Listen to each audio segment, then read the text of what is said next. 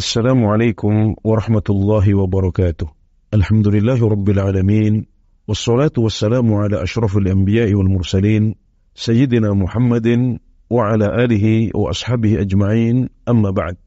Anggota grup WhatsApp Dirasah Islamiyah yang semoga senantiasa dirahmati oleh Allah subhanahu wa ta'ala. Kita lanjutkan kajian kita dari kitab Matnul Ghayah wa Taqrib karya Abu Syuja' Al-Asfahani rahimahullahu ta'ala. InsyaAllah pada kesempatan kali ini kita akan pelajari bersama pasal tentang istinja.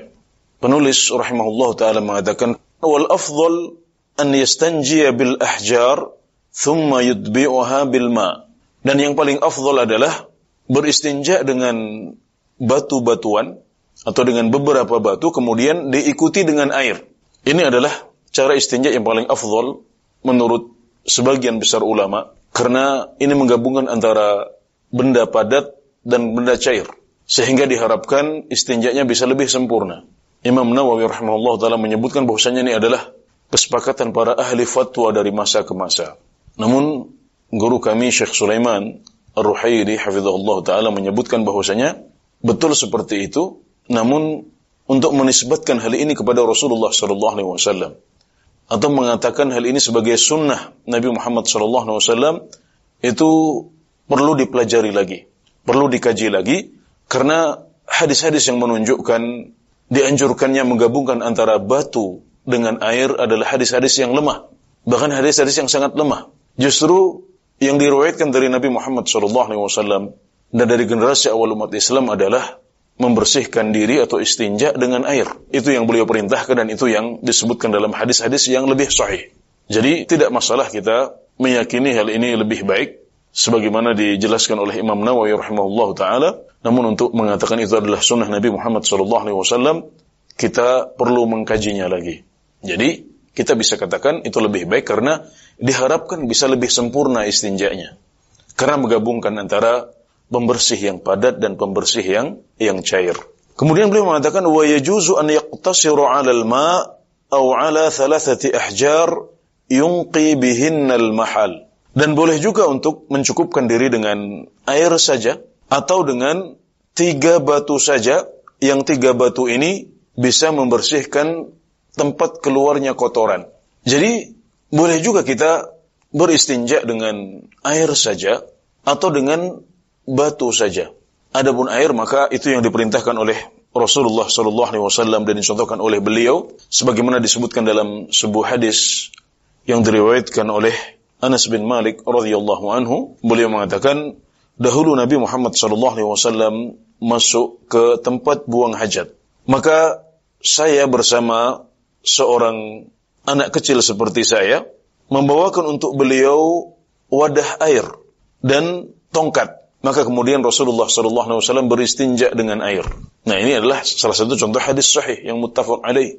Riwayat Al-Bukhari dan Muslim dan menunjukkan bahwasanya Nabi Muhammad SAW beristinja dengan air. Atau bisa juga dengan batu. Dan untuk batu ini disyaratkan paling tidak ada 3 batu. Artinya adalah 3 kali usapan. Jadi boleh juga kita beristinja dengan 1 batu yang memiliki 3 sisi.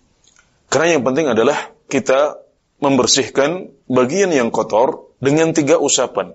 Jadi bisa 3 batu, bisa juga 1 batu atau 2 batu yang memiliki paling tidak 3 sisi untuk membersihkan tempat yang terkena najis ini. Dan Nabi Muhammad SAW mensyaratkan minimal harus ada 3 usapan.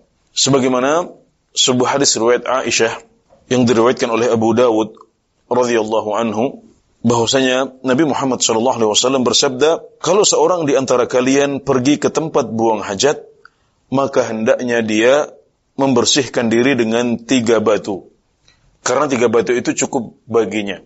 Dan dalam hadis riwayat Salman Al-Farisi radhiyallahu anhu disebutkan bahwasanya Nabi Muhammad SAW melarang Salman Al-Farisi dan para sahabat untuk beristinja dengan kurang dari 3 batu.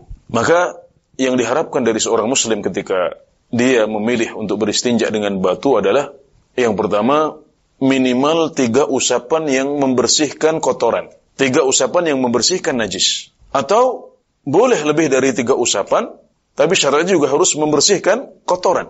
membersihkan najisnya. Jadi minimal kita memakai 3 usapan, ini syarat yang pertama.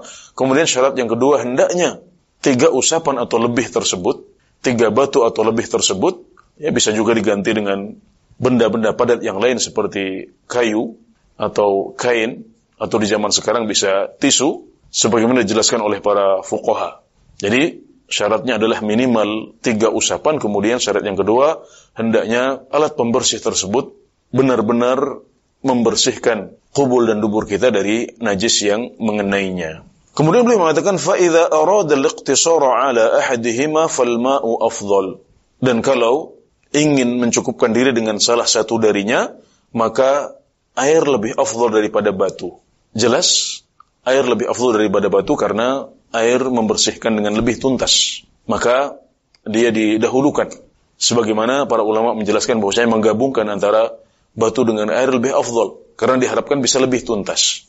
Demikian Allah Ta'ala a'lam wa sallallahu ala nabiyyina Muhammad wa ala alihi wa sahbihi wa sallam.